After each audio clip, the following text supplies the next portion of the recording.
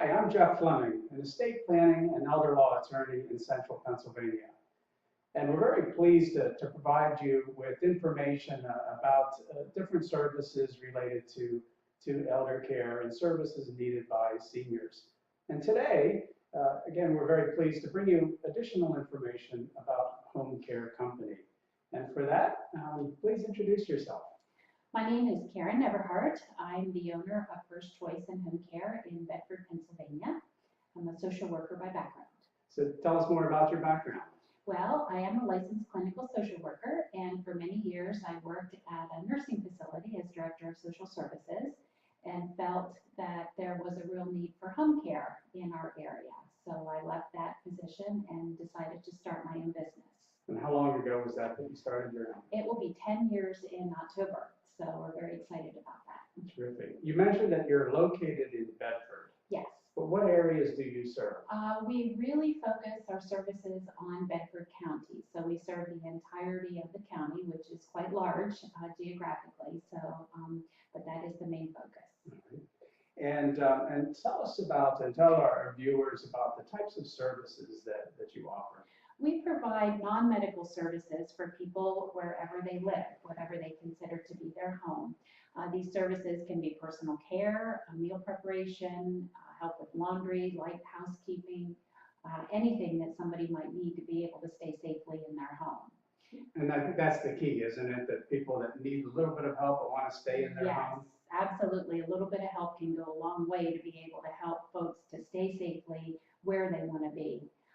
With that said, we also provide services sometimes in facilities to be able to offer extra help that maybe the staff in the facility might need some assistance with. Can you give examples of when that might happen? Or? Sure. In an assisted living facility, for example, the person may have lived there for years and that may be considered their home. If their health condition declines, then they might need some extra help, and so the family may hire us to be able to come in and provide extra one-on-one help that maybe the staff isn't able to do. I see. And so you have a number of different types of clients that you might work with? Yes, absolutely. Anyone over the age of 18 that has a need, that's basically what we're able to do. So anybody over 18? Yes.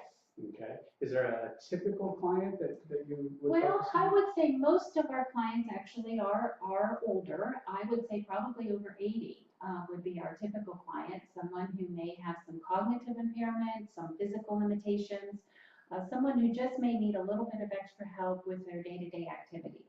I see. And I know that there's an increasing number of home care companies that are out there that people might be considering. Yes. Share with our viewers, our browsers, what makes First Choice different? Well, there's several things I think that make First Choice a little bit different. First of all is that we are an independent, privately owned company. I am the owner, so there's a lot of flexibility in terms of what we can do. I really try to meet whatever need there might be, and so I don't have a lot of hard and fast rules about what the caregivers can do in someone's home. And really the main thing on something like that is safety. If the caregiver, wants to do something with the client, as long as it's safe, I usually will say fine. Oh, terrific. And so without using names or disclosing any confidential information, can you give us any real life examples of how you and your company may have gone above and beyond? Oh, absolutely. I can think of one woman in particular. We've been helping her for probably about 3 years now. We started off when her husband she was actually caring for her husband who had Alzheimer's disease, and she was his primary caregiver. So we started out helping him. He ended up needing to go into a nursing facility because his care needs increased. And so what we were able to do through the course of continuing to help her was be able to make sure that she could come and visit him. There was a little dog that they had. The little dog was actually his pride and joy. And so we actually were able to take the wife and the dog into this facility to be able to have these very, very meaningful visits.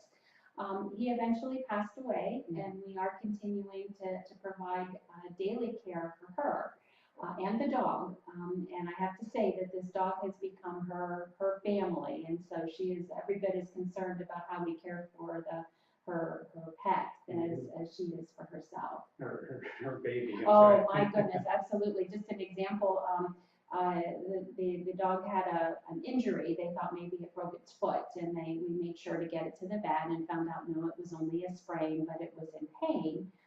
So they were given some medication for the animal, and she was having a hard time getting up on the chair to be able to sit in the woman's lap. So our caregiver actually went out to the pet store and got one of the doggy steps, to be able to have the dog walk up the steps to be able to get into the chair.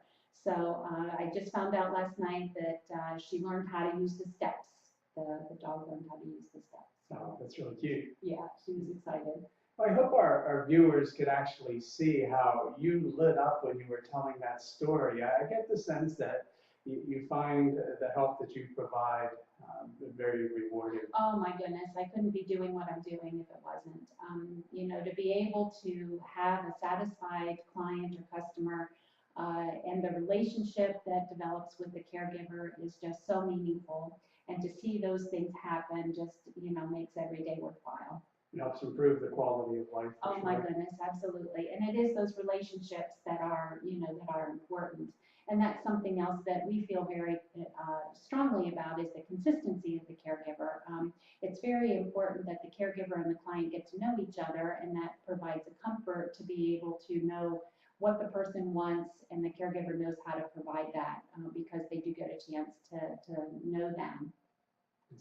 Are there other things that you do, perhaps, in your opinion, better than other companies? Well, I don't know about better, but because we only serve Bedford County, I'm very devoted to Bedford County.